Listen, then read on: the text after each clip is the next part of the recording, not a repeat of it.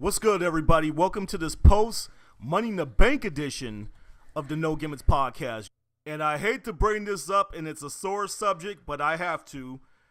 Just to acknowledge, what happened this evening.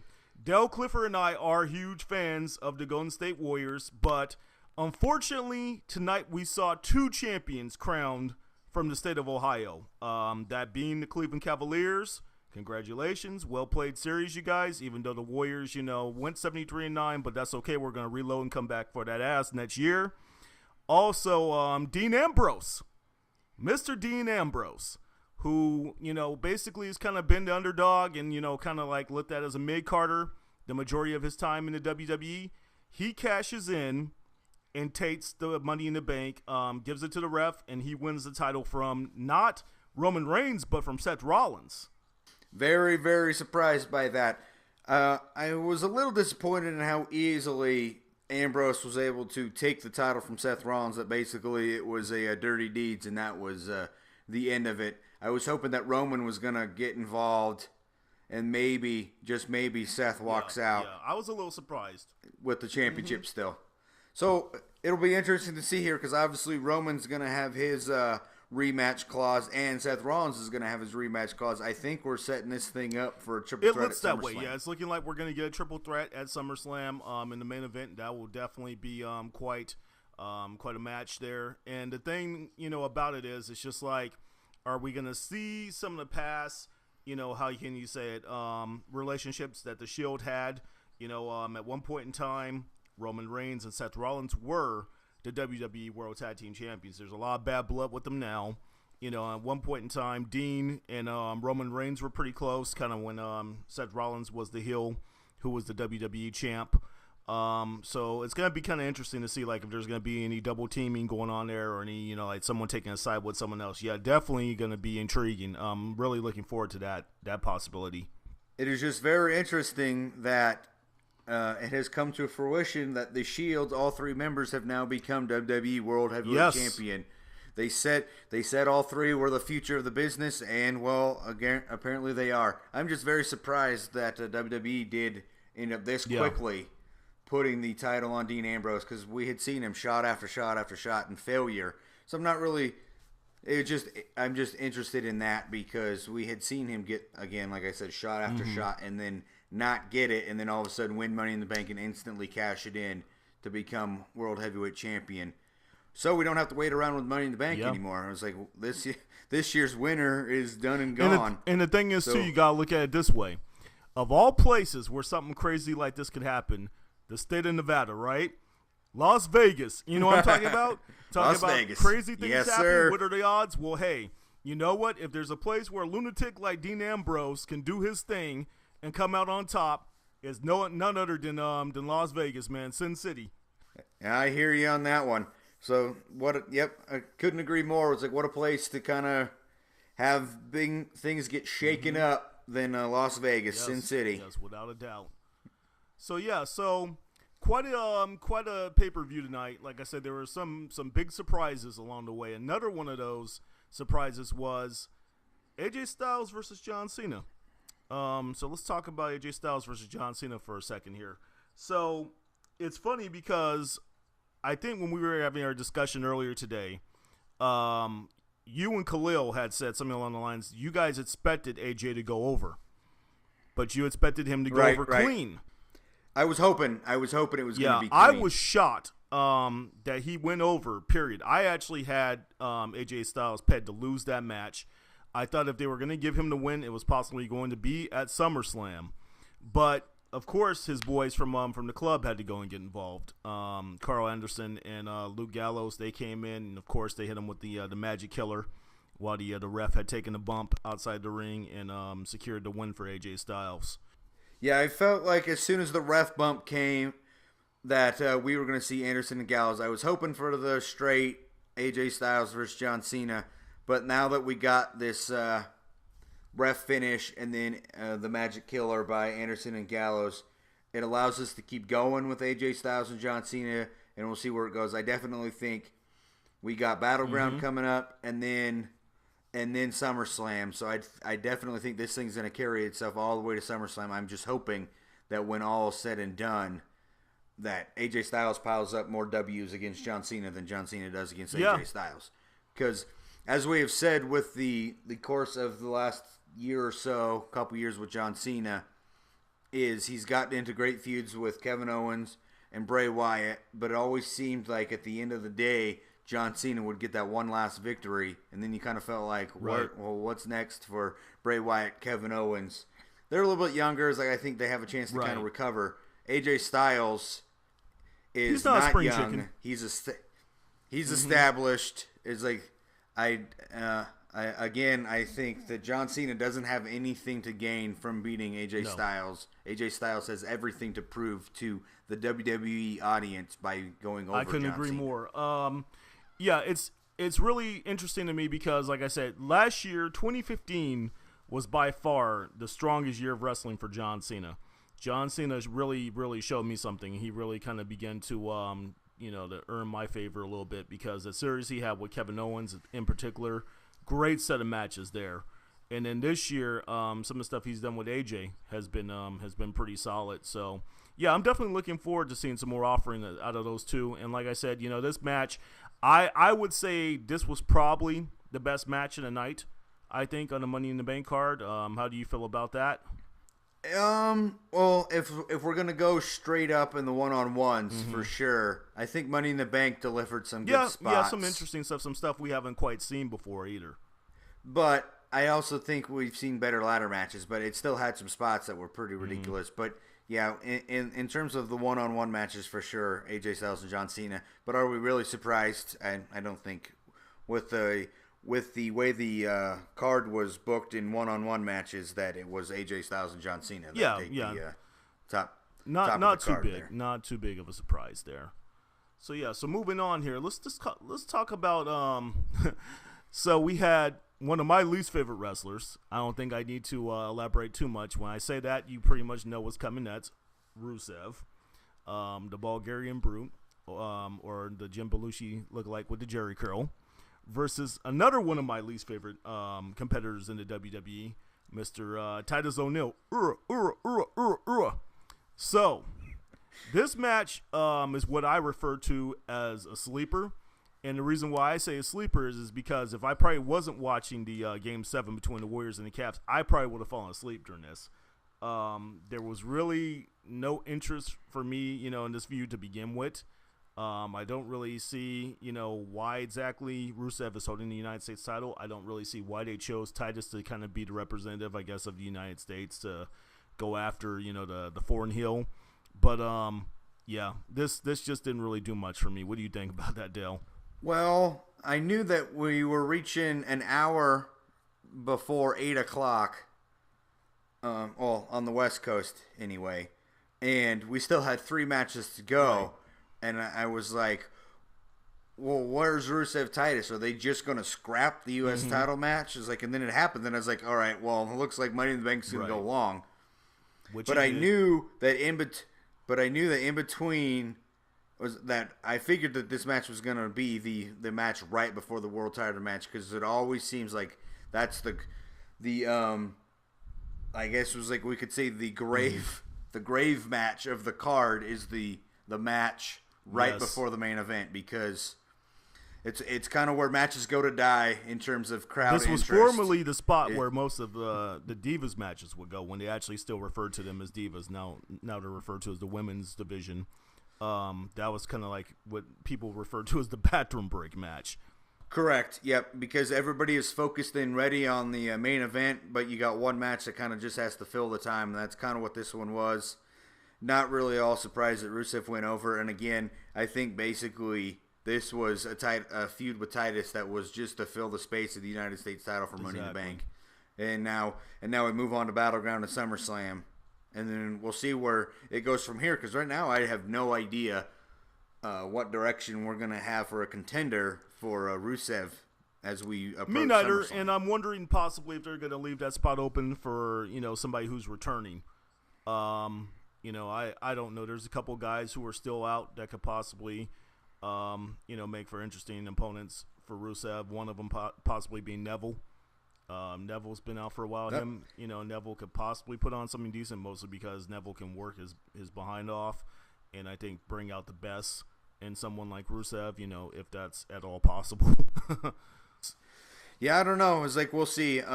It's just interesting, but don't forget, we also have, before we reach SummerSlam, we'll have a brand split and a roster draft. So and I definitely think we got some people coming from NXT, but whether or not any of them step right into a U.S. title match, I don't know. We'll see, because I do believe that the way the brand split's going to work is the Intercontinental title will be on one show, the U.S. title will be on the other. So we definitely will have some new faces and some new opportunities, and we'll kind of just, I think, in terms of SummerSlam, I don't think we're really close on a lot of these matches and figuring out where we're going. Yeah, I couldn't agree with you more on that.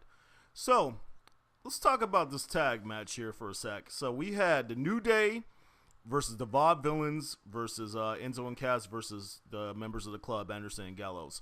So the New Day, they wound up walking away with the tag straps in this match. Now, I don't know how you feel about this one. I'm just going to go ahead and preface the statement by saying this. I could not be a bigger, how can I say it, detractor of the whole New Day craze. I am not a fan of these guys at all.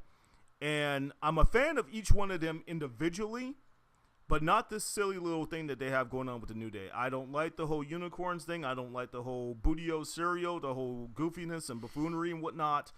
I mean... Oh, Todd, you're just a hater. Okay, come on. Well, say it like Enzo. Say it like Enzo if you're going to say it, Dale. Oh... Come on, bring out that New Jersey accent, even though you're from out there in Nevada. Oh, I wish. It's like, I got to go back to just throwing him in with a little bump spot if I'm going to do it right. Well, I've been out here in the Northeast for about 3 years, so I'll give it a try. A couple of haters? Huh? A couple of haters? Anyhow. There we go. So, I am a fan of, like I said, the athleticism and the leaping ability of Kofi Kingston. I'm a fan of the power and the sheer brute force of a Big E. And, Xavier Woods, how can you not root for this kid? Very intelligent young man, young, African-American man. With him being from my community, I can't do anything but root for this guy. I mean, the first wrestler, I believe, to attain a PhD. I don't think that's ever been done before. We've had guys from Harvard, some of the Ivy League schools, but to actually, follow through with his education while being out there on the road 280 some days out of a year, that is just a huge accomplishment. But the actual stable of the New Day, like I said, I just am not a fan of the goofiness. I've actually, would say I would have preferred any of those other three tag teams, Vaudevillains, Enzo and Cass, or the club, to walk away with the straps. But I hear you clapping, Dale. New Day rocks. So I'm going to go ahead. I'm going to give you the floor now. Go ahead. Well, it was the thing with this journey of the New Day. I was at WrestleMania 31, was so over the New Day at that particular time.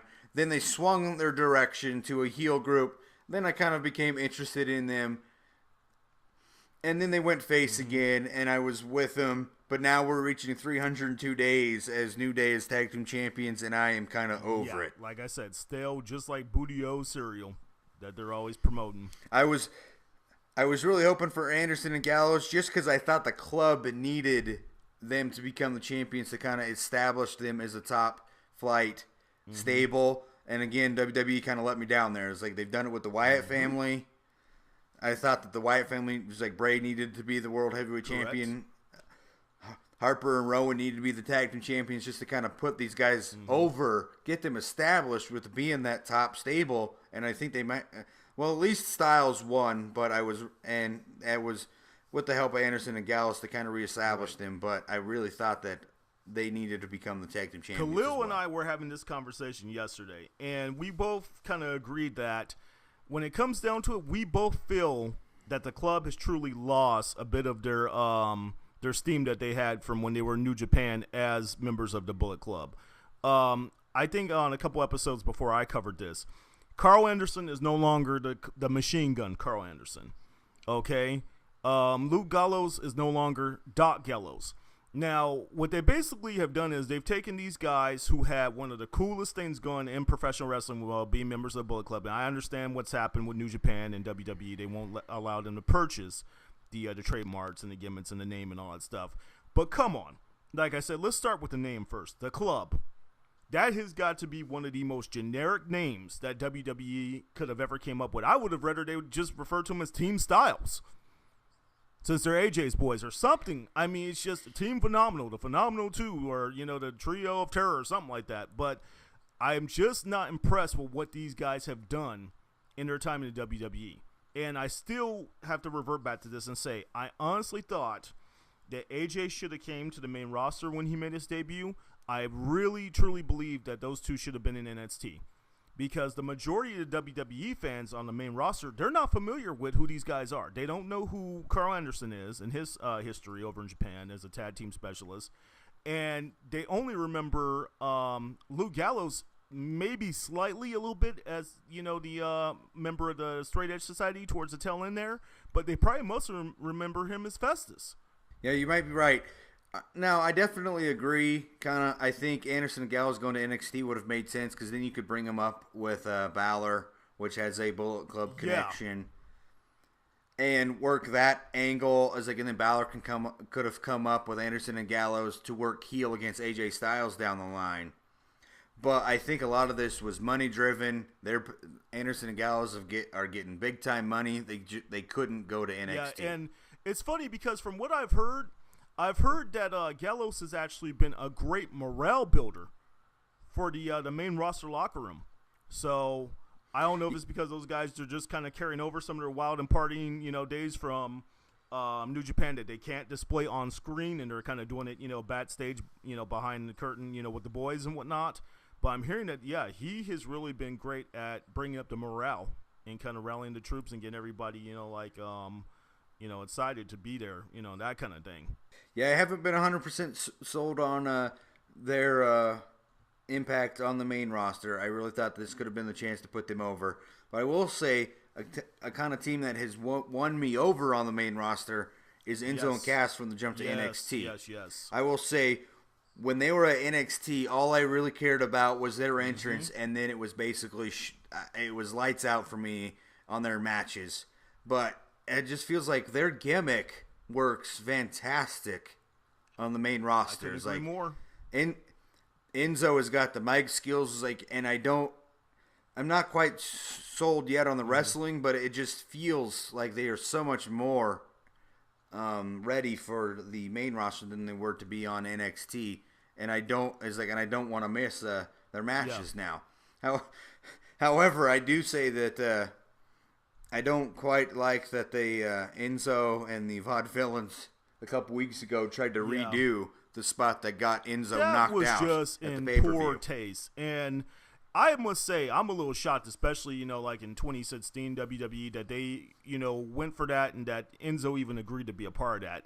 After what happened to him a couple months ago, I can honestly say, I would have been, if I were Enzo, I would have stood my ground. I'd been like, no way in hell am I going to go through that possibly again by trying to emulate that spot. No. Yeah, and he didn't, and again, it almost looked like he could have come up on the injury list again. I don't know if he was maybe selling it really well, but it didn't look like he went through the rope slide very clean again. Fluidly, so I agree. I agree with you. I don't know if that was just a sell job and he was just trying to put it over. But I don't even know why they attempted to try to do that again. Yeah. But anyway, that was a couple weeks ago. That was not Money in the Bank. But again, I was just trying to advocate for Enzo and Cass. That I definitely feel like their jump to the main roster, they were better off than where they were. And on I NXT. can say the same thing even for the Vaudevillains. I actually am pretty impressed with how the Vaudevillains have made the transition to the main roster. I was really kind of afraid they were going to maybe get lost in the shuffle, but no, they've kind of made a decent how can I say it, a decent impact, with being effective heels and whatnot. I love their little entrance that they have going with the black and white. WWE has done a great job with that. I like the fact that they're actually, involved in some feuds with the, Enzo and Cass and with the New Day and whatnot. So, yeah, I think both tag teams truly benefited from getting the rub and getting moved up to the main roster. But let's wrap this up and let's talk about another interesting feud that they have going on in the WWE right now. Baron Corbin, another guy who got called up from NXT recently, and this little series that he's had going with Dolph Ziggler. Now, these two have been going back and forth, and it's mostly been on the pre-show matches on the pay-per-views. But tonight, we actually got a pretty decent offering from these guys, and it was actually a pretty lengthy match. I truly believe that Baron Corbin has benefited by getting in a ring with Dolph Ziggler, someone who is a very solid worker and can really bring out the best in whoever he steps in the ring with. Tonight, Corbin went over with the End of Days.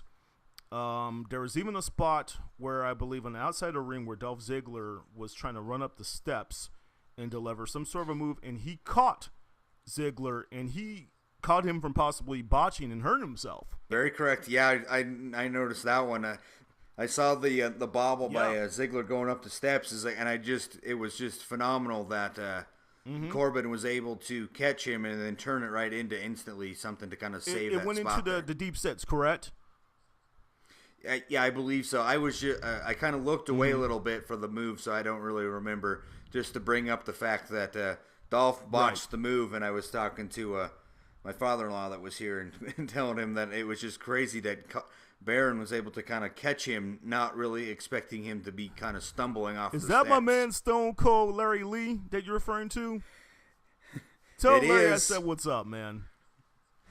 Will do. I think you kind of did it yourself. Okay, if he's there in the room. Larry, what's good, man? Haven't talked to you in a couple years. Glad to hear that you're still watching Wrestling with Dale. I miss those days of watching with you guys, man. Those are some fun times. Oh yeah, every pay-per-view. Yeah. He comes over and joins me and my wife, and we watch him. It was a family. A family that watches wrestling together stays together, man. Yeah, we kind of had to split screen the finals game. At first, I wasn't even sure I was going to watch Game 7, but I was like, oh, it was Game 7. I had to turn it on, and I had to. And it left a disappointment because our boy Stephen Curry let us down. Speaking of things that were painful to watch, let's talk about Apollo Crews versus Sheamus. So, this one, I don't know how to really truly analyze it because I think this is kind of an odd feud for Apollo Crews. I know they're kind of putting him out there with Sheamus, so they're figuring, hey, this guy's going to, pay some dues because Sheamus can be a very snug worker when he wants to be. I remember some of the matches that guy had a couple years ago with Albert when he was still being referred to as Lord Tensai. Those were some slugfests.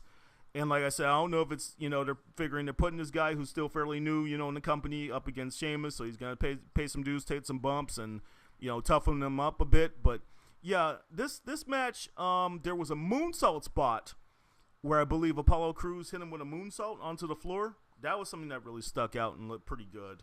But the sneaky, roll-up pin for the win, that kind of surprised me. It kind of surprised me that Apollo went over and the way he went over. What do you think about that one, Dale?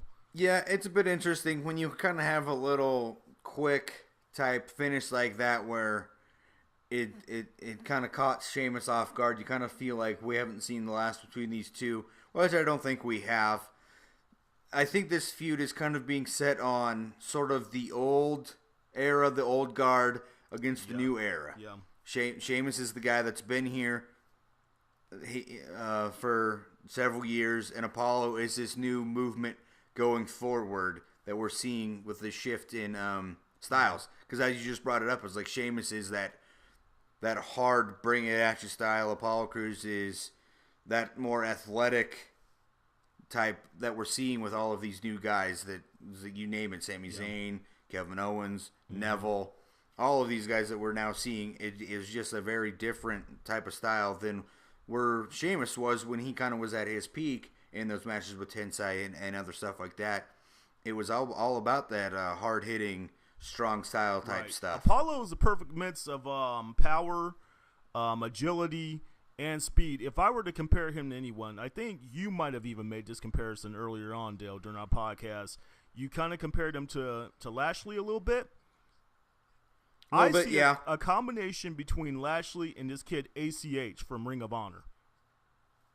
That's what I see when I see Apollo Crews. He can do all the power moves. Like I remember that Gorilla Press Slam transition to the moonsault that he used as a finisher earlier on in NXT, and now he's using that sick power bomb. And gosh, if he would have went over with that tonight, that would have been sweet had he done that. But yeah, that's who I see in him when I just see that guy out there on a weekly basis. I'm just like, yeah, he has a good mix. He definitely has the potential to be a big name later on in his career. But I think he's still trying to struggle to find his identity and connect with the crowd right now. You know what, though? It's like one guy you could kind of see maybe they push towards Rusev is Apollo Crews. Possibly. Yeah. I could see that. Just throwing it out there, trying to kind of figure out where we are, because I feel like with Rusev, Titus O'Neil, Apollo Crews, we kind of had these matches in a way to kind of just put them on the card. But with future feuds and storylines, kind of unsure exiting Money in the Bank really where we're going. Although I think Apollo Crews and Sheamus aren't done, because that roll-up pin I just think is not a way that you end a feud. No, definitely not. Definitely not. I could agree with you on that. And we got one more match we'll touch on here with Money in the Bank. We got the Divas match, or whoa, they're not Divas. They're women, Dale. They're women. My fault. We had a tag match between the WWE Women's Champion Charlotte and her tag team partner Dana Brooke versus Natalya and Becky Lynch.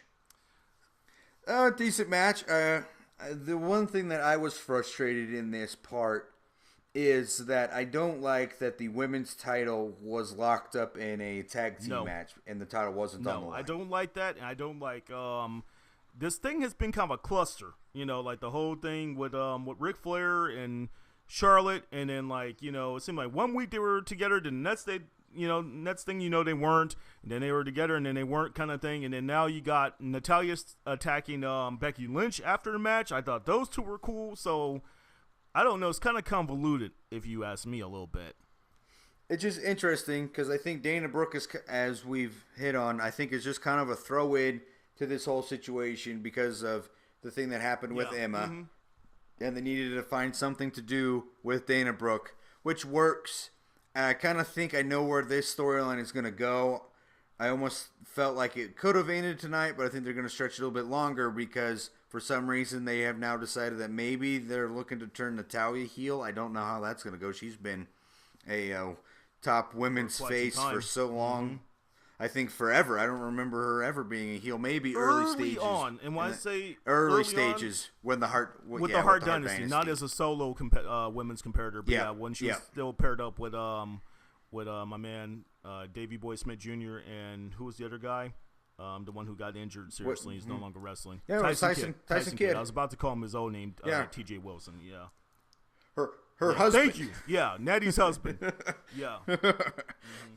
So it'll be interesting because now as we come out of this, I think we're going to get a feud between Natalya and Becky Lynch, and that leaves Charlotte without a women's challenger, which maybe I think is the return of Sasha Banks to TV. Please I'm hoping. Get Sasha back soon. She's missed.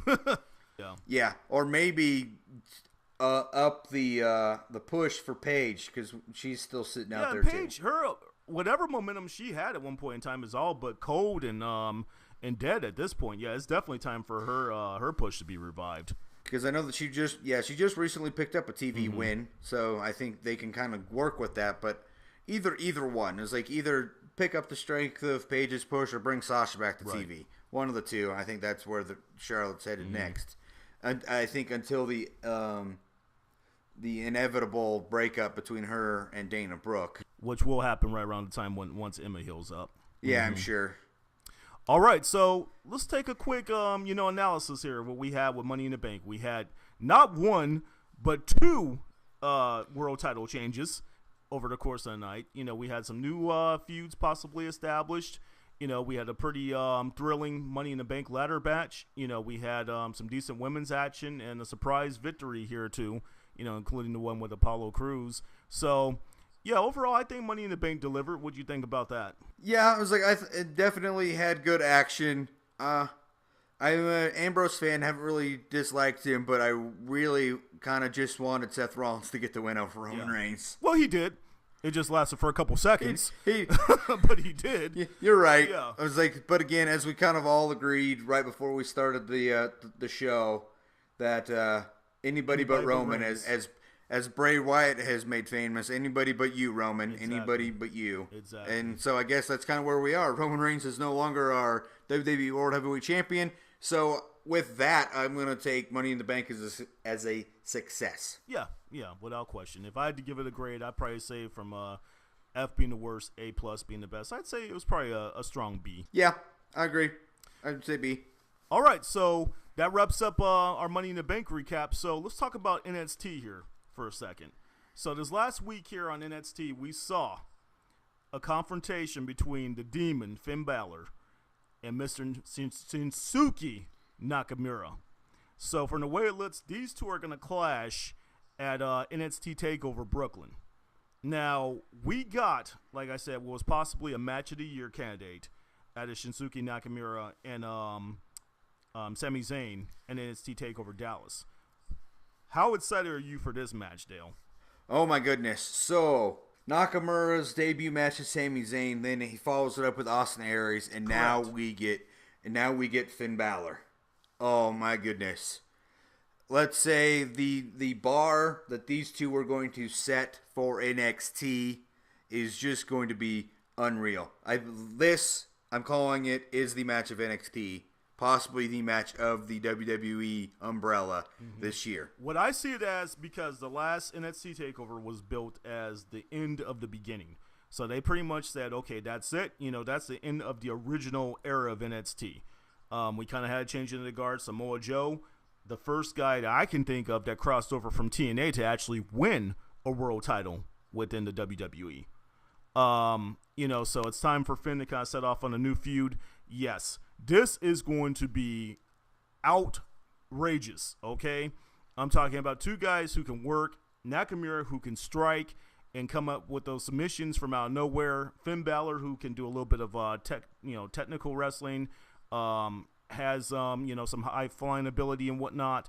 Yeah. This one's gonna have the crowd on their feet, on the edge of their seat at the same time, if that's possible. I don't know how you can stand up on be on the edge of your seat at the same time, but the crowd's gonna be excited. Let's put it that way. Okay. Yeah, I cannot wait for NXT TakeOver Brooklyn, and with me being out here in Connecticut, that's only about maybe give or take about an hour or so away over there in at Brooklyn at the Barclays. I'm gonna try to find a way to get over there to see that. I'm more excited for that than SummerSlam. Yeah, this one, I talk about two guys that are just so over with NXT. It is like, it's tough to debate though, who is more, Finn Balor or Nakamura. I have to say Nakamura is.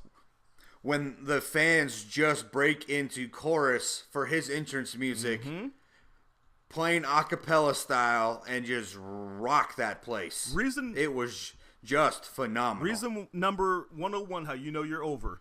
As I said before, that guy came out pre-match in the match against Sami Zayn at NXT TakeOver Dallas. He did not speak one lick of English, and he stood there and he stretched, and the crowd went nuts. Okay?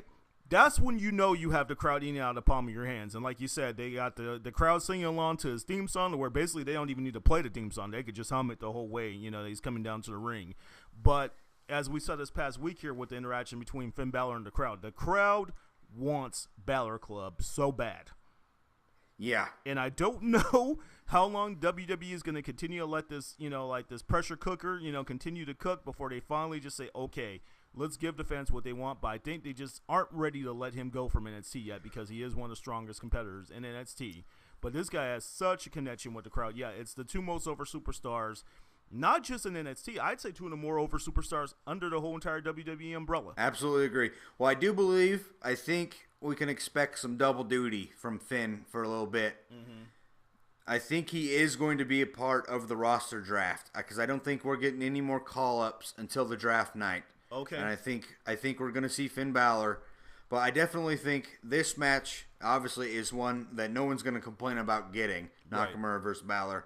But I really believe that this is the one that's going to put Nakamura at that spot that puts him next in line for Samoa Joe, because that's the next thing.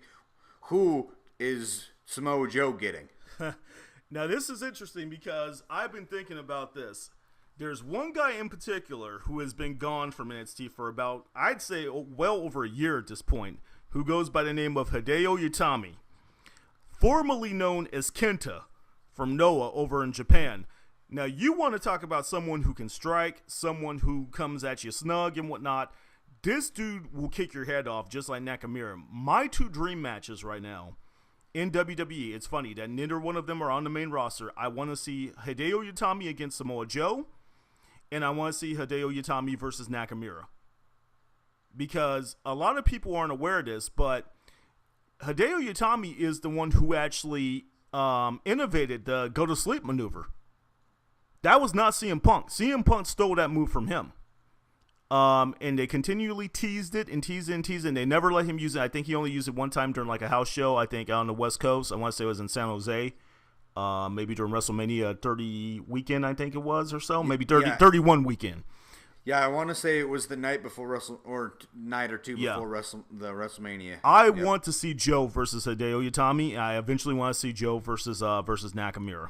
I can't disagree. I kind of just want to see Hideo back because we really never got to the point of him kind of being fully established when the network kind of took off and everything, and then he kind of got injured. And I think he's going to be kind of coming for Shinsuke because I think Shinsuke's taken that market from him right now. Yes, he has, as the not the foreign heel, but as the foreign face. Correct. And this is a new thing for the WWE in 2016. I love the fact that the WWE and NXT, they're giving Asian wrestlers the opportunity to actually be strong faces and not be strong heels, because over the course of my years of watching professional wrestling, it's unfortunate, but there's been a stereotype that's been placed upon Asian wrestlers, and it's that they always have to have some sort of martial arts skill set and they don't speak English. And I always found it insulting because, as you can see, you know, you've got somebody like Nakamura and someone like Asuka as well who can speak English and connect with the crowd. And they can do more than just the strikes and whatnot. They could also, you know, some solid, you know, mat wrestling mixed in there with technical wrestling. Also, you know, some submission maneuvers every once in a while as well. So I'm very happy that the WWE is doing this. Yeah, I definitely say that Nakamura is one of the few, because he's spoken a few words recently. But that's just the thing, because there are some guys that are built on the promo. I'll just say, for example, Enzo is a guy built on the mic work that kind of gets him to where he is. Nakamura doesn't really need it, but the words are eaten up when he says 5 stinking words. Exactly. About it's like the greatest verse King of Strong style. That's literally all he said to set up the match with him and Austin Aries. And believe it or not, from what I've heard, the WWE, they're smart for doing this. They actually trademarked not only his name, but they trademarked the phrase "the King of Strong Style." Yeah. Recently, and I said, okay, so what does that tell you? The WWE is all in on this guy. Oh yeah, I definitely know that he got big money to kind of help establish NXT with their Japanese launch. That was their big push to bring him over around the same time of launching the network in Japan, with him being the cornerstone of that push. I think originally it was supposed to be Itami. It was. And then he got hurt, so it's kind of like Nakamura's picking up the ball and running with it. Triple H is huge on Hideo Itami. He wanted that guy to be in the spot, just as you just said, though, that Nakamura is currently in, but luckily they were able to recover, and they brought Nakamura over. And like I said, I think that would just be an insane match between those two. You're talking about, like I said, hard hitting and you know, just some crazy styles. You know, there's just such an unorthodox style about Nakamura that I have not seen before. And the guy comes out literally dressed up like Michael Jackson, wearing the red leather, you know, pants and the red, you know, leather jacket. And it's funny because my mom actually has a friend, a female friend, who has the same haircut as Nakamura. So the whole half, you know, like kind of like the hair down on one side and the other half shaved. So, gotcha. I mean, yeah, this guy just has such a, you know, unique appearance and such an unorthodox style. You know, how can you not love him? But let's talk about these new guys here for a second who competed in a tag match against Blake and Murphy. TM61, formerly known as the Mighty Don't Kneel, from Noah Wrestling over there in Japan, same company that Kenta, a.k.a. Hideo Itami, came from. These guys are from Australia. So this is one of the first times I can remember where there was a match that featured 3 competitors in the WWE that were all from Australia. The other being it's Murphy, correct? Buddy Murphy, he's the Australian of those two, correct? I think you're right. Yeah, and then Blake is, I believe, from here in the United States. So, yeah. Yeah, Wesley Blake, yeah. Okay, so these two guys here can go. All right, you want to talk about future superstars in the WWE. The Mighty Don't Kneel, a.k.a. TM61, I'm talking about, even though they're smaller, they're well put together, they're in great ring shape, have a great look, have a cool, chemistry in the ring, like that double team that they do. I believe they're referring to it as Thunder Valley. That's not typical to have two guys that size deliver a power move as their finisher. That's one thing that I noticed about them. Also, some other crazy stuff that they do, like some of the high-flying combinations, like I think it was like a moonsault fist drop move that they did. Yeah, I'm really looking forward to seeing these guys on the main roster at some point. But yeah, they'll definitely spend some time in NXT. Oh, for sure, because we've only seen them twice. I definitely think they're coming in just like we got Ciampa and Gargano are coming in, as I think we're going to see a couple NXT teams fly the coop to the main roster come the draft time. Mm-hmm. One of them may be American Alpha, who I was disappointed that their title run was kind of short. But if they are jumped to the main roster, that'll be cool. I think that their time is coming very soon, and I think that's why they lost the tag belts, Dale. I couldn't disagree with you. Hold on. I completely agree with you. Let me say that again. I definitely believe that's why they lost the belts. I am hoping that maybe we see them get a match with the Authors of Pain before they go. Those two units. But if they do, I think it's just going to be a match that sets up the Authors of Pain. Now, let's talk about these two big so-and-sos for a second here, okay? Now, my first assumption, when I saw these guys jump American Alpha about a week ago, Khalil and I both agreed upon this when we said, out of the corner of our eye, we saw two large men, muscle-bound guys who were kind of tan-complected. They had, like, the kind of faux hawk-style haircuts, and they were wearing the black tactical gear and the tank tops. I thought that they had signed that the WWE had brought in the Guerrillas of Destiny from the Bullet Club. Okay. Yeah, I could see that, but these guys, I think, are a little bit bigger. They are much bigger. Okay? And those two guys are Haku's sons. And you remember Haku, a.k.a. Ming, referring to the Guerrillas of Destiny. Those two boys are big as well. But these two take the cake. All right? We're talking about Sonny Denza. And the other guy's name I want to say is Jism. I hope I'm pronouncing that correctly because I do not want that guy coming to look for me. Jism Samani, a former MMA competitor who actually, I believe, did some stuff in Bellator. From the Netherlands. I think they said he's Albanian and of Albanian descent. Then you got this other guy, Sonny Denza, who I want to say is from Canada. Not sure exactly of his nationality, so I don't want to assume anything. But this guy is a very accomplished amateur wrestler. So that link that I shared with you and Khalil earlier, that's what that was. It was actually telling about his background. This guy has done some very strong stuff on the mat. Has won like medals and whatnot. I think he even was invited at one point to compete in the Olympics. Okay. Well, that's good to know that they kind of got a wrestling background and they're not just two behemoths. Exactly. So yeah. So don't be fooled. They're playing them off as being two basically two tough guys who are going to come out and just destroy people, being led by Paul Ellering. And I just absolutely love the fact that they brought Paul Ellering back because he deserved it. Because Paul Ellering was the guy who managed Hawk and Animal earlier on in their careers as the Road Warriors. But unfortunately, his run in the WWF, not the WWE, when he was managing them as the Legion of Doom, was very forgettable. I'm talking about a guy who was no nonsense, would come out to the ring, guide the Road Warriors to the ring. They just completely destroy whoever they're in the ring with and then lead them to the back, kind of like how he's doing with Authors of Pain. But by the time he was over there in the WWF, this guy was carrying a ventriloquist dummy with him to the ring. Okay? And it just did not last long. So I said, I'm so glad to see this guy come out and be no nonsense and be the Paul Ellering, and might even be tied to the fact that his daughter is competing in NXT, so maybe he's kind of there to kind of serve a dual purpose, look out for these guys and help bring them along, and also look out for his daughter.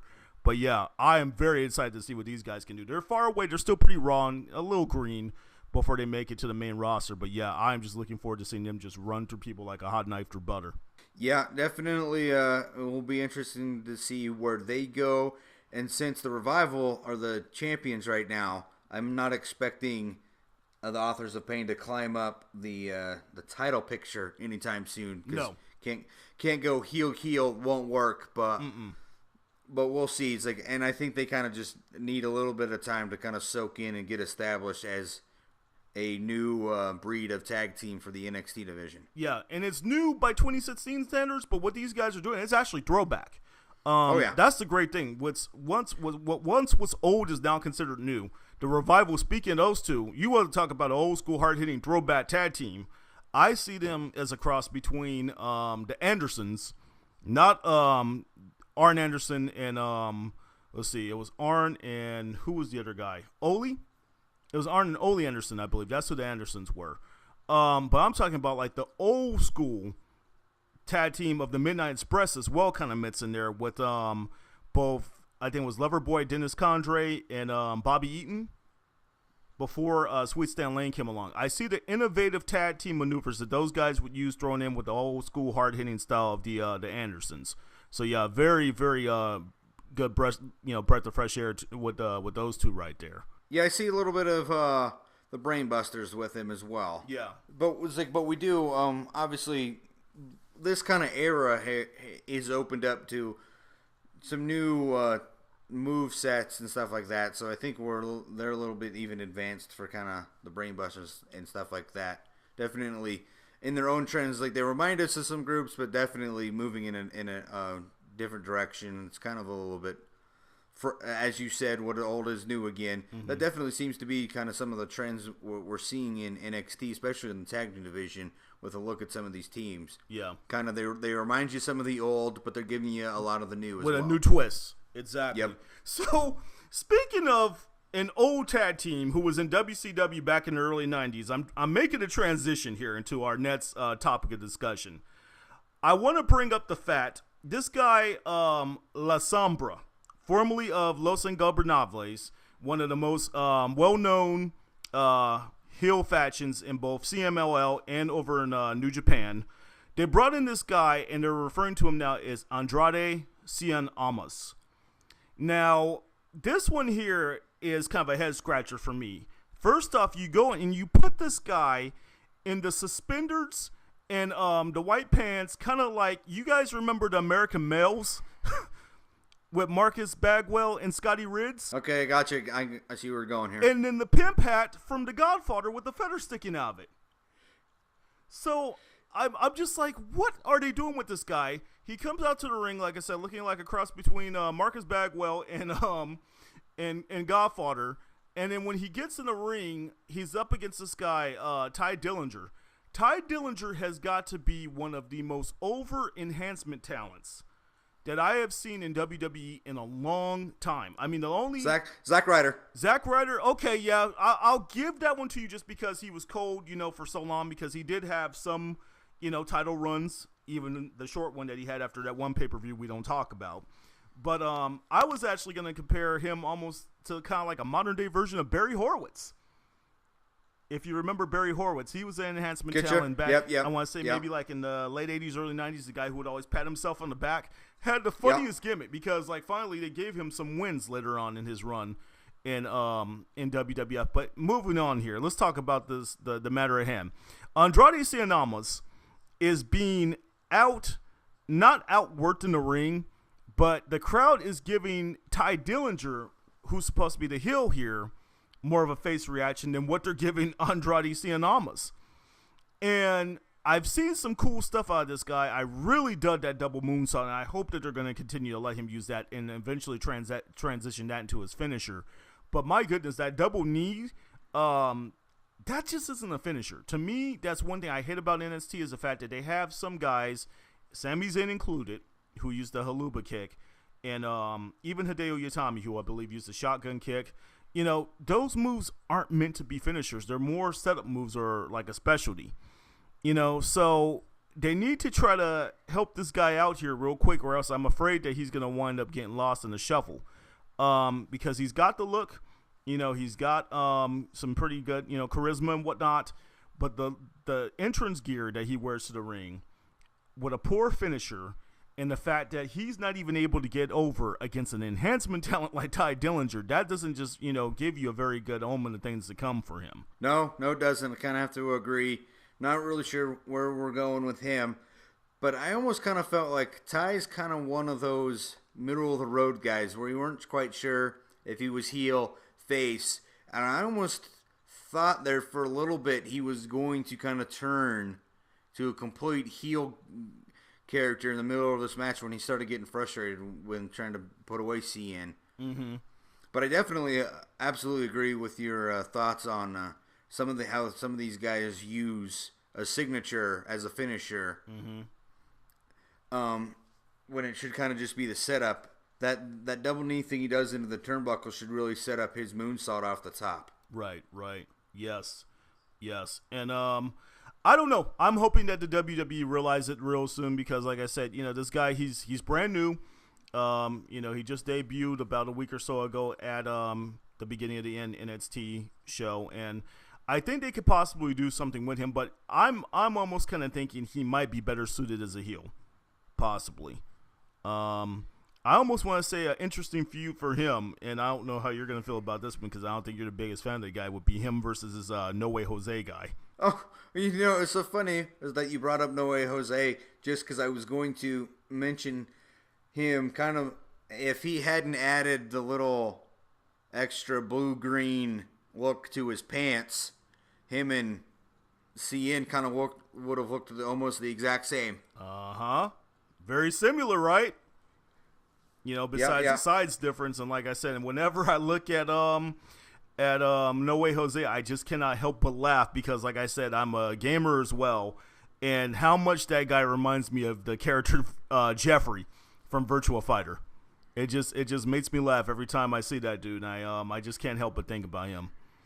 But yeah, so some good stuff out of NXT this week, and overall pretty strong week from the WWE. So that ends our WWE conversation. We're going to go ahead and move on to TNA Impact. Now, this week here, we were actually coming off of the Slammiversary show, which you talked about for a little bit last week on your No Gimmicks podcast update, Dale. The theme of this week was Gold Rush. Well, the theme of this week for Impact was to not have their original episode. Yes, so unfortunately. Let's talk about that for a second. So I remember getting that text from you earlier this week, and you had said something along the lines of that the Impact recording, was screwed up, and I was gonna have to do a manual record. I was out of town this week, out in California on vacation, and I was just like, well, that kind of sucks because I'm not there to get the recording, so I'm gonna have to find some other means to watch the show. But when I actually came home and I took a look at the recording, I just figured, like a portion of the show was going to be there. Before like it cut out or whatnot. Just about the whole entire, 2 hours of the show was nothing but what, promos? Yeah, no, they lost the entire original airing of the East Coast feed, because you said the West Coast feed was okay, yeah, right? It was the East Coast feed, but when the East or the West Coast feed that came on for me from 9 to 11 was perfectly fine, 2 hours, no issues. Now ain't that something?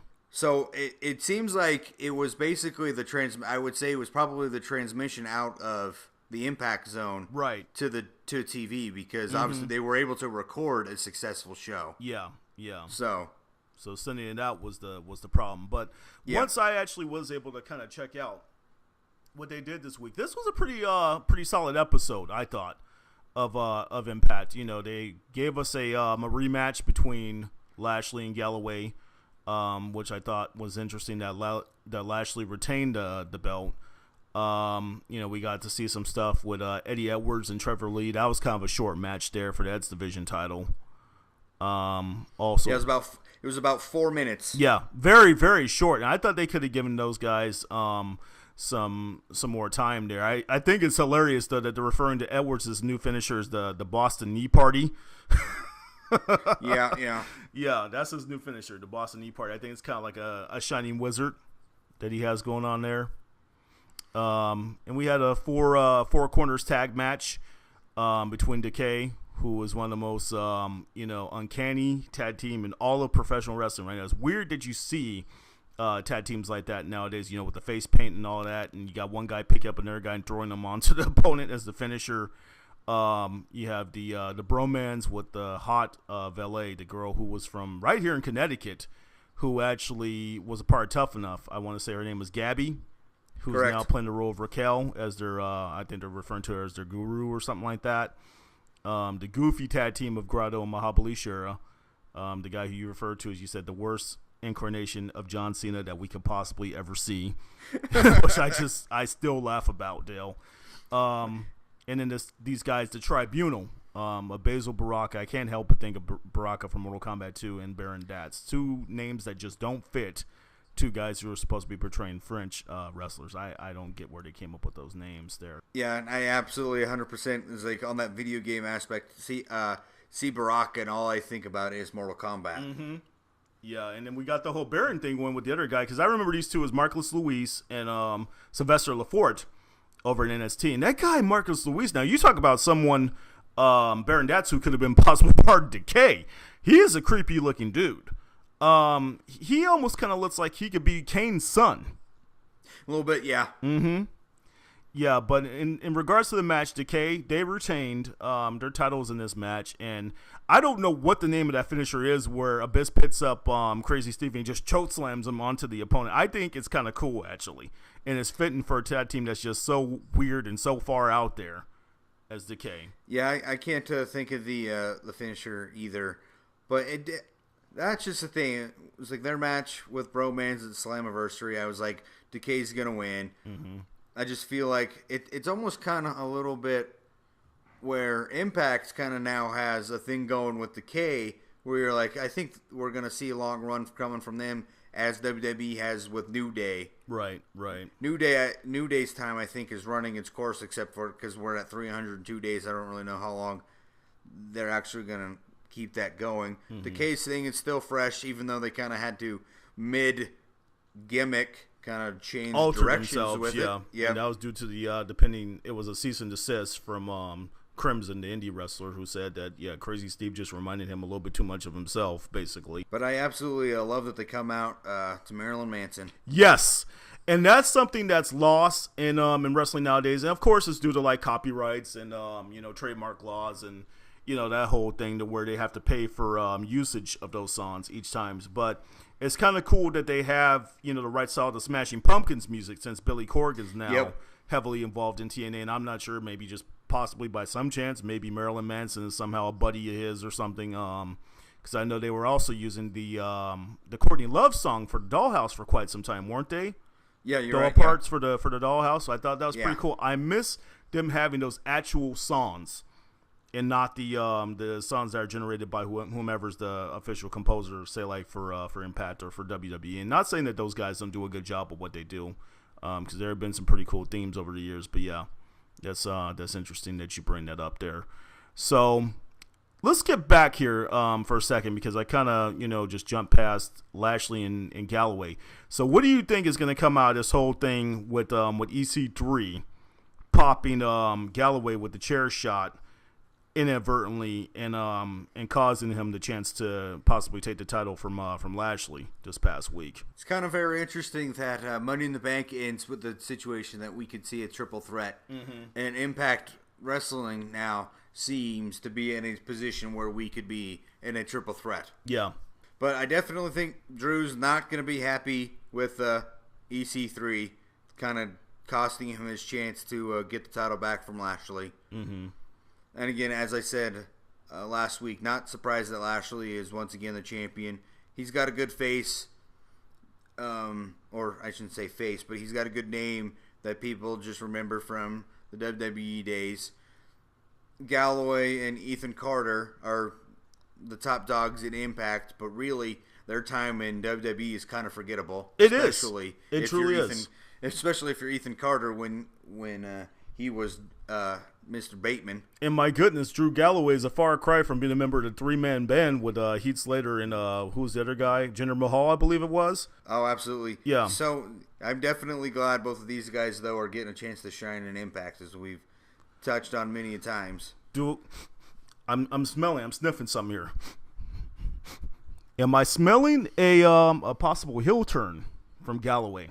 with this whole thing of him possibly building up some frustration that he's not able to get the title off of Lashley, and what EC3, who's the face, kind of inadvertently, causing him the opportunity there. What's your take on that? Possible, because obviously, he's been a face since he came in, and that at some point characters kind of need a refresher, a little turn to kind of get them going in a new direction. So I wouldn't be surprised there, because obviously Ethan was the top heel for so long. Kind of still does heelish things, but now he's not getting the negative reaction of "you can't wrestle" anymore. Exactly. He now has crowd support. So he's made the face switch. And Lashley's the heel, so it's kind of interesting. Really, it's like the dynamics are interesting because you kind of have to try to balance out the faces and the heels so that you can keep rivalries around. Yeah, and I think it'll be because that's just the thing. It's like if we're gonna go to Drew Calloway and EC3, it's like who gets Lashley next? True. And I'm not sure. That's a great question. I'm not sure exactly who is going to have the next opportunity to face Lashley for the title. But I just got to give Impact some props and say, yeah, that double turn was brilliantly orchestrated by turning EC3 as a face and turning Matt Hardy heel. Although I do not know what in the hell they have going on with Matt Hardy right now. This is just such a weird turn for him to go from the cocky, arrogant, holier-than-thou, iconic Matt Hardy, which I totally dug, to this cross between, I almost want to say Raven and maybe even a little bit of Bray Wyatt thrown in there, kind of. I just can't believe that he was the iconic Matt Hardy for what? About a month or two? 2 months, and now he's broken Matt Hardy, and we have what's the version of Matt Hardy we're on? 7, 8, 9. I can't keep track now. I said it once before. It's Matt Hardy version cuckoo, because this dude, he is out there. He has gone officially off the deep end, and as you can see, he costed his brother an opportunity at the King of the Mountain title during his match with Eli Drake from this past week.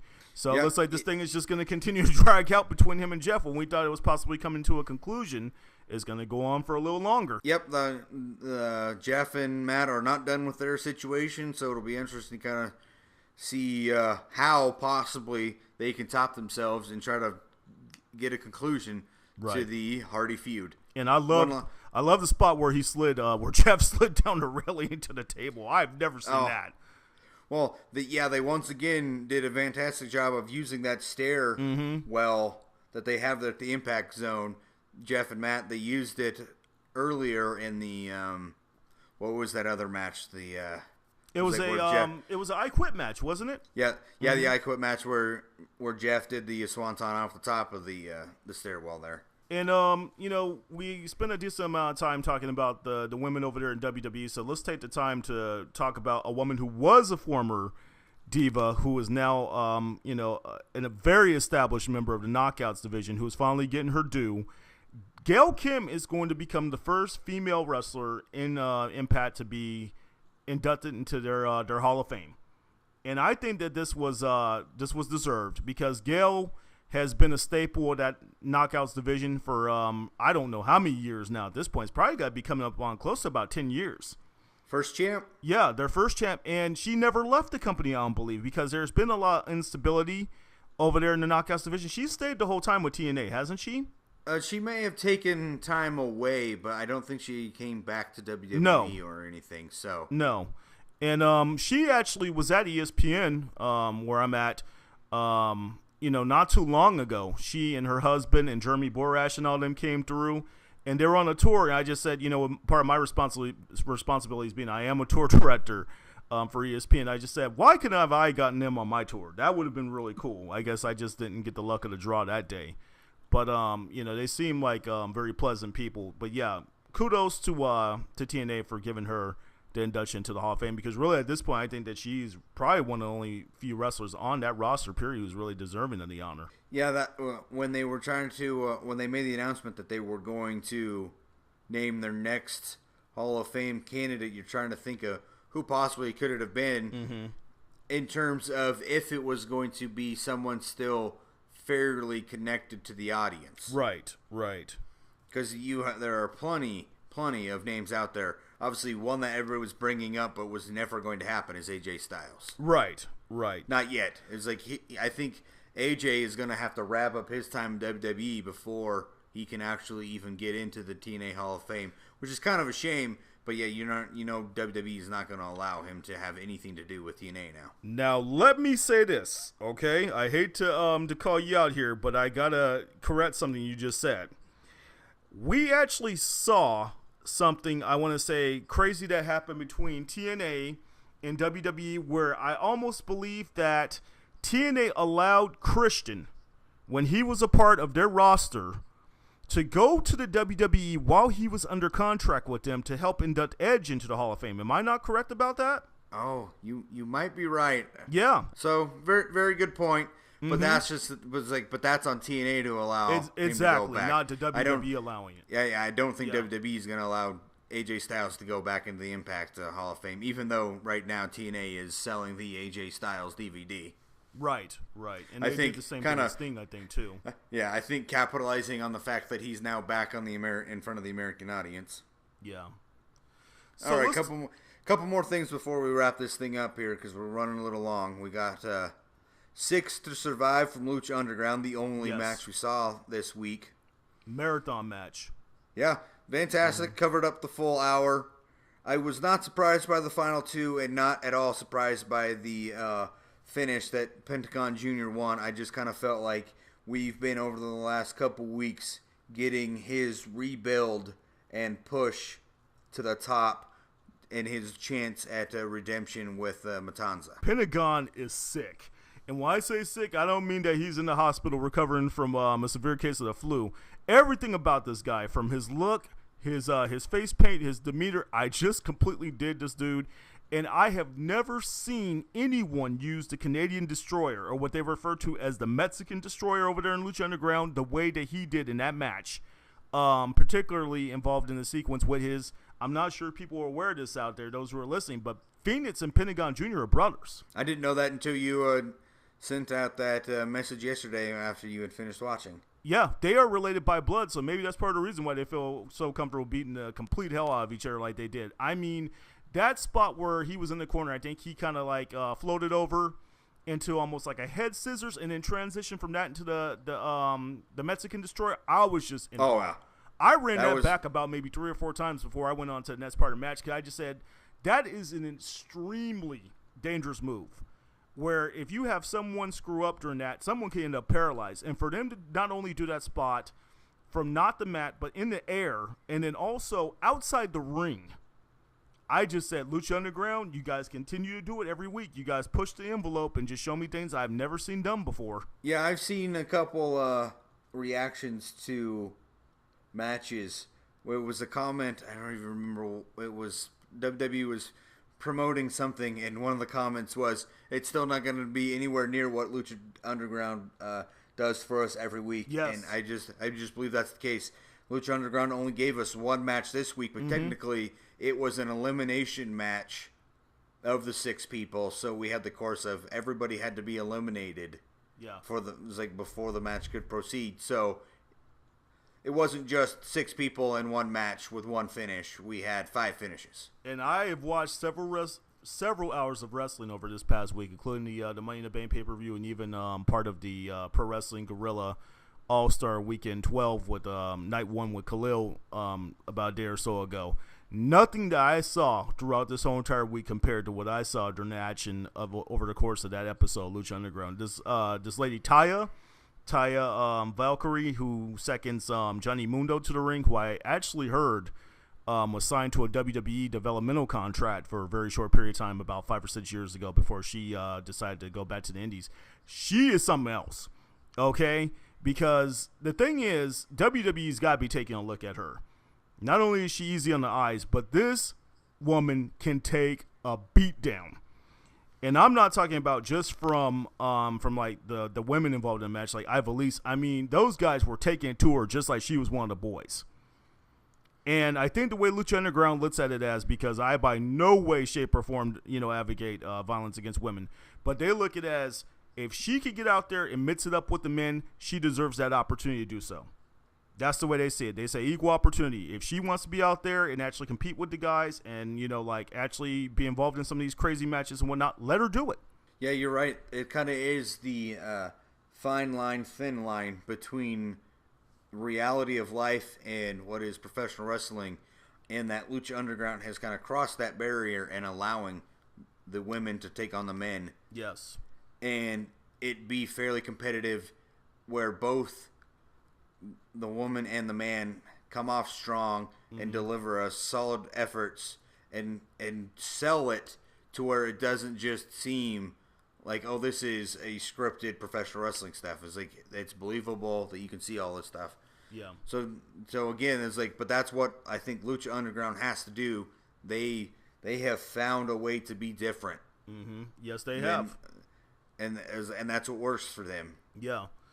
King Cuerno was eliminated early on in this, and it seems like he's going to have a story line coming up here with Mil Muertes. They kind of built upon that, the whole thing where he, I guess, had him in the casket and all that stuff, and I guess he's been resurrected from the casket. So now they're going to have a storyline going on, but I'm intrigued. I'm very intrigued to see what's going to come of Pentagon Jr., a guy who kind of resembles the darker side and death and all that, versus Matanza, who was kind of the harbinger of sorrow. This guy, like I said, man, whenever I look at him, I look at two of my favorite villains from horror films. Uber Jason of the Friday the 13th franchise and Michael Myers from Halloween, mixed in with the power and suplexes of Taz.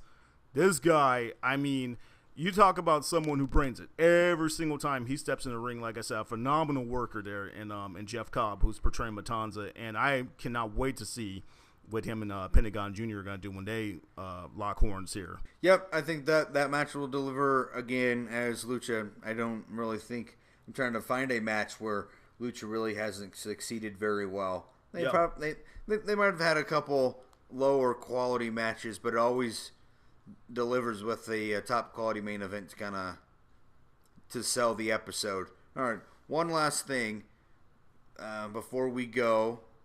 I only got a half of a recording of ROH thanks to the way that my system is set up on Fox, and it kind of depends on baseball or NASCAR or something. Oh, that is a shame. I used to go through the same thing with Nesson when I was recording.